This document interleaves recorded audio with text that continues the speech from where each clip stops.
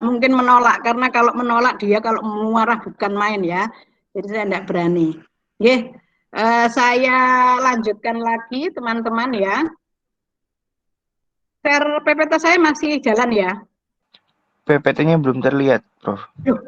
Ini sudah terlihat. Itu cuma share entire, jadi yang kelihatan itu bagian dari Google Meet-nya, Prof. Jadi mungkin bisa dipencet ke PPT-nya. Ini saya sudah pencet PPT. Loh, ini belum kelihatan, atau saya stop sharing dulu ya. Terus nanti saya share lagi gitu. Ini boleh, Prof. Oke, saya stop dulu. Terus sekarang, oke,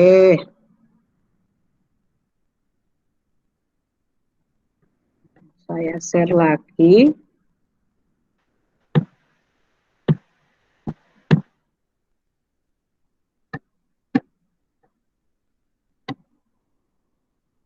Bagaimana? Sudah terlihat?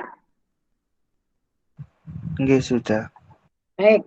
Jadi kita kembali lagi ke faktor termodinamik yang terakhir kemarin kita bahas, dan itulah ya, karena di antara inti yang sedang dieksekusi oleh instrumen itu ada elektron ya. Dan elektron kemarin juga sudah kita bahas adalah faktor pengganggu atau memberikan efek saringan yang harganya negatif ya terhadap pengukuran begitu. Nah, ini pada saat suhu sangat rendah, efek ini seolah-olah tidak ada ya. Jadi tidak ada lagi faktor elektron, atau elektron itu berhenti bergerak ya. Jadi yang berhenti bergerak tidak memiliki gerakan itu memang tidak akan tertangkap oleh instrumen. Nah, dengan demikian akan berpengaruh kepada hasil spektra ya. Ya, jadi spektra yang dihasilkan ya akan sangat berpengaruh. Baik. Nah, adapun apa yang tugas kemarin ya, saya akan satu persatu menjelaskan bagaimana kita memulai menganalisis ya, menentukan struktur dengan menggunakan software Chem Office ya. Ini adalah salah satu yang saudara barangkali juga bisa mengecek ya, paling sederhana metanol ya. Bagaimana HNMR ya, kita sepakati bahwa HNMR itu tentu menganalisis kedudukan hidrogen saja ya, tidak atom yang lainnya. Jadi ya ini hanya memberikan informasi bagaimana kedudukan hidrogen yang ada di sana ya begitu. Dan untuk HNMR ini, untuk metanol ini kita melihat ada satu puncak tinggi ya, satu puncak tinggi dan diikuti satu puncak rendah sekali begitu ya. Ini adalah rombongan hidrogen untuk metil yang ada di metanol ini ya. Adapun OH-nya hanya muncul kecil sekali gitu. Baik, saya perlu mengingatkan lagi, kemarin kita sudah membahas apa efek dari tetangga begitu ya. Karena kebetulan hidrogen metil ini ya, hidrogen metil ini bisa jadi dikatakan tidak punya tetangga karena dia berikatan pada karbon yang mengikat oksigen ya begitu. Sehingga tidak ada hidrogen yang nempel ya, pada karbon tetangga ya. Jadi kita sepakati ya bahwa untuk yang dikatakan tetangga pada HNMR adalah hidrogen yang nempel pada karbon tetangga ya, begitu. Jadi kita sedang melihat kedudukan dari 3 hidrogen yang ada pada metil ini ya. Jadi instrumen ini sedang melihat 3 hidrogen yang ada di karbon metil ini. Nah, posisinya dia tidak punya tetangga. Karena itu muncul sebagai singlet ya. Jadi kalau tidak bertetangga berarti muncul sebagai singlet. Kalau tetangganya 1 maka akan muncul N+1, berarti akan muncul 2 puncak.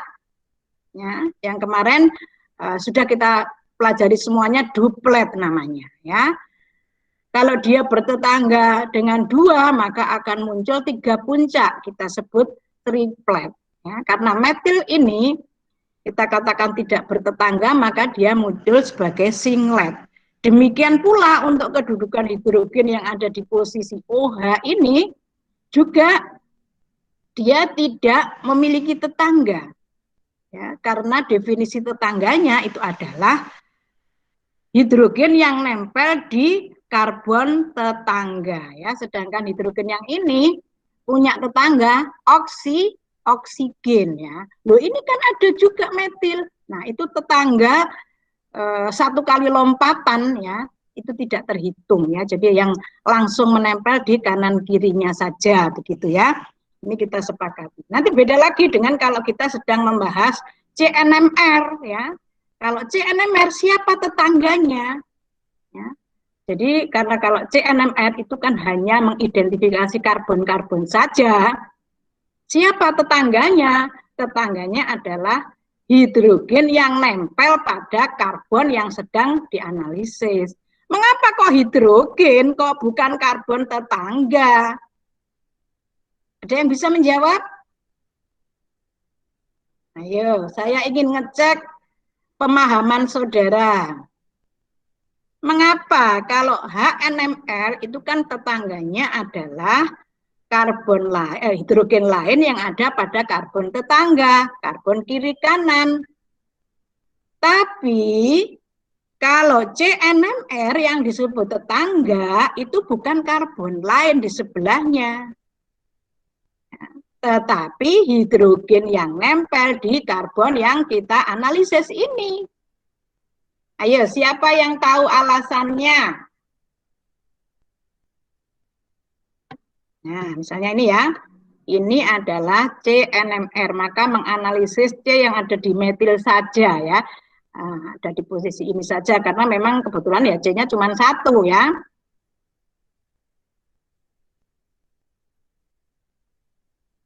Adakah yang tahu alasannya? Alasannya itu nun jauh di sana ya. Wah, jauh, jauh, jauh, jauh.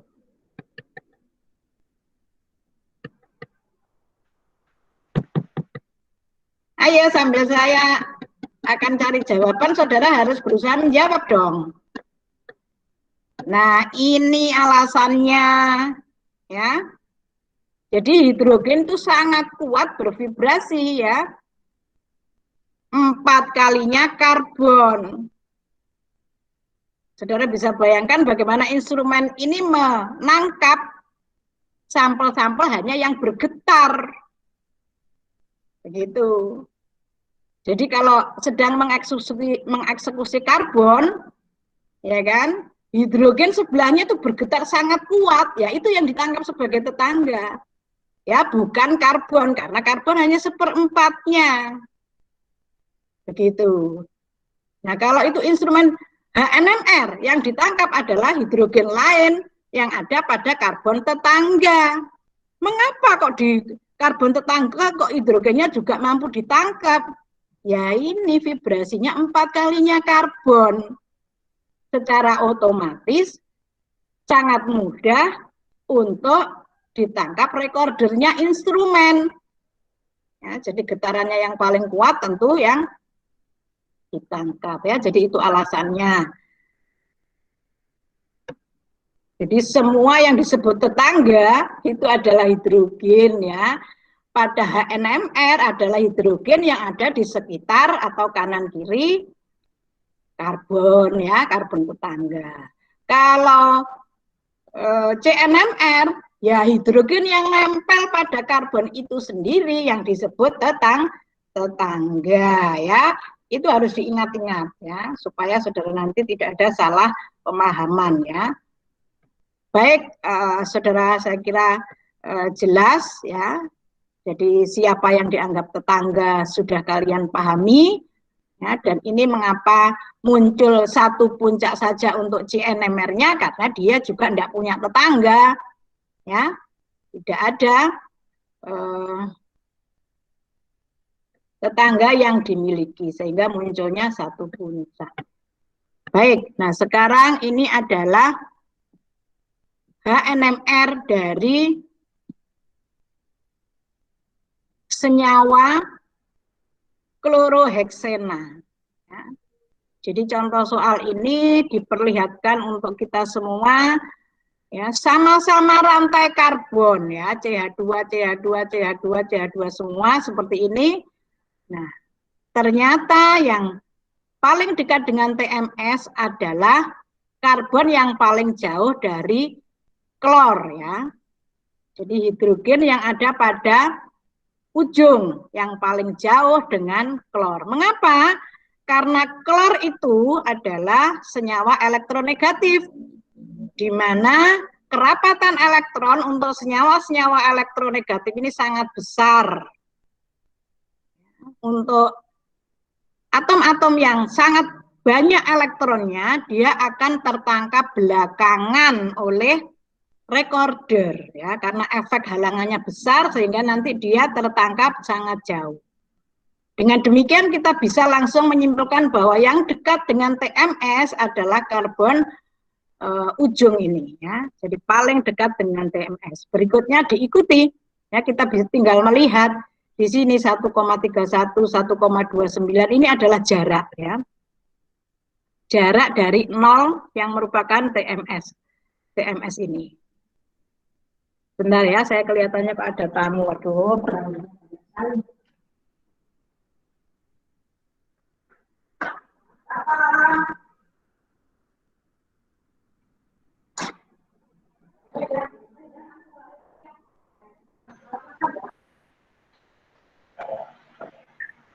Tapi UTS-nya sudah ya, mahasiswa UTS-nya sudah ya?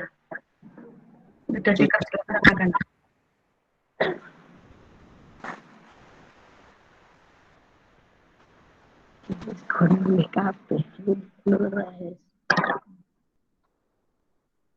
Oke, kita lanjut lagi ya perkuliahannya.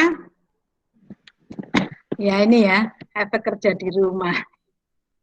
Baik teman-teman, mari kita lihat sekarang mengapa dia terbelah jadi 3 puncak ya. Ini berapa puncak ya kira-kira? Bisa terlihat dari sana jelas? 5. 5. Kalau 5 perbandingannya berapa kemarin? Apakah benar seperti itu? Kalau 5 perbandingannya berapa kemarin? 1,331. 1,331 kan cuma 4 sayang. Yo, yang 5? Kembali lagi ke sini saya. Ayo, ini kan yang puncaknya 5 berarti 1, 4, 6, 4, 1. Itu kalau puncaknya 5, berarti tetangganya ada 4. Iya enggak? Kalau tetangganya ada 4, kira-kira apa itu? Karbon tetangganya itu CH2 dan CH2, ya enggak? Berarti karbon di dalam rantai hidrokarbon. Ya? Betul ya, mahasiswa? Iya, Bu. Iya, Bu. Nah, ini loh, kemarin. Jadi kalau misalnya pada posisi A ini, dia kirinya punya tetangga CH2, berarti kan hidrogennya 2. Ya, kanannya juga H2, berarti tetangganya kan 4, maka ini akan muncul sebagai quintet dengan perbandingan 1, 4, 6, 4, 1, ya. Begitu. Oke. Jadi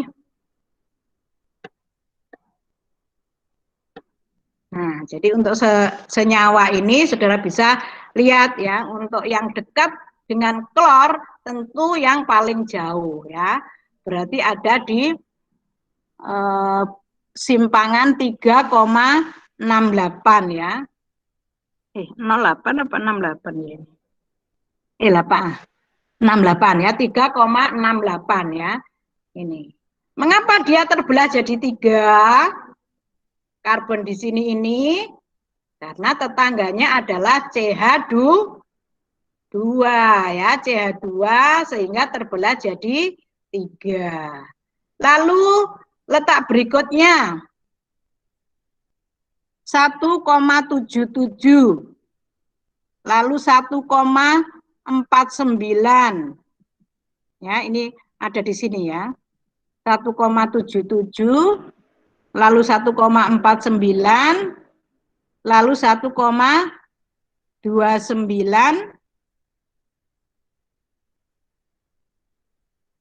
1,29 ini ya, lalu ini 1,31 ya.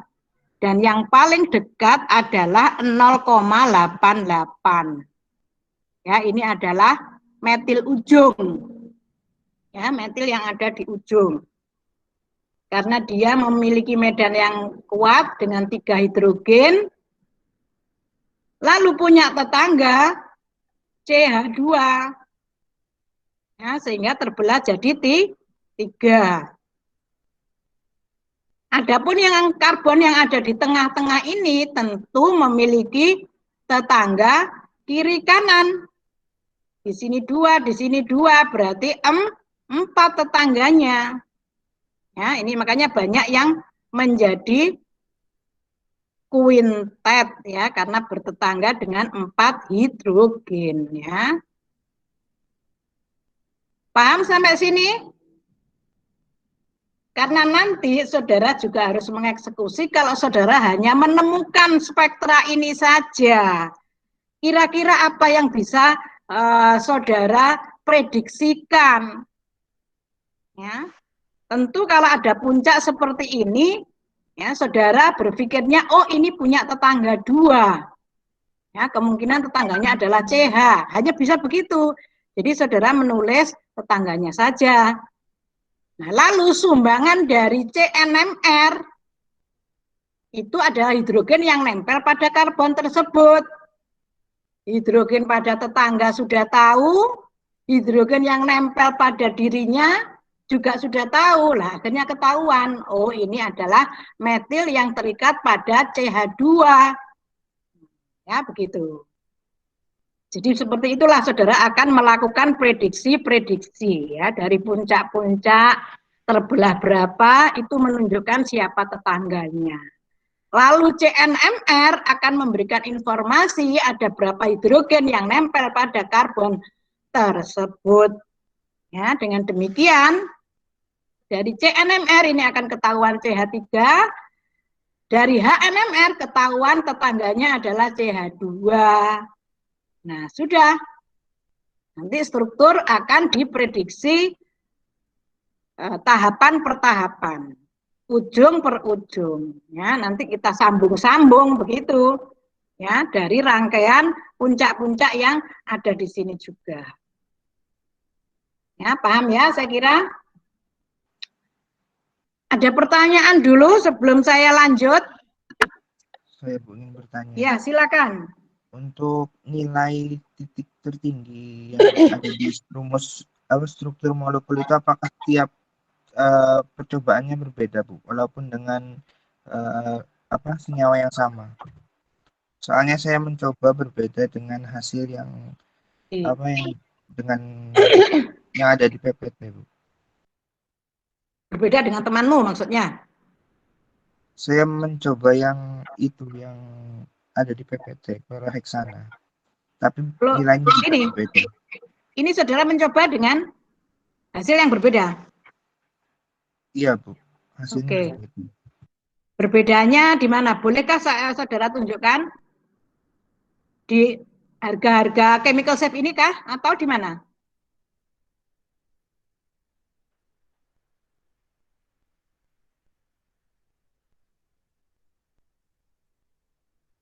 Di bagian nilai estimasi quality indikator itu ada yang punya Ibu itu 3,68. Nah, itu punya saya 3,60, Bu. Oh, itu ya. Oke, kemungkinan itu ini kan untuk CEM Office itu ada beberapa generasi. Ya. Kalau kemarin secara instrumen real, saya sudah menjelaskan ada generasi 300 MHz, ada generasi 600 MHz.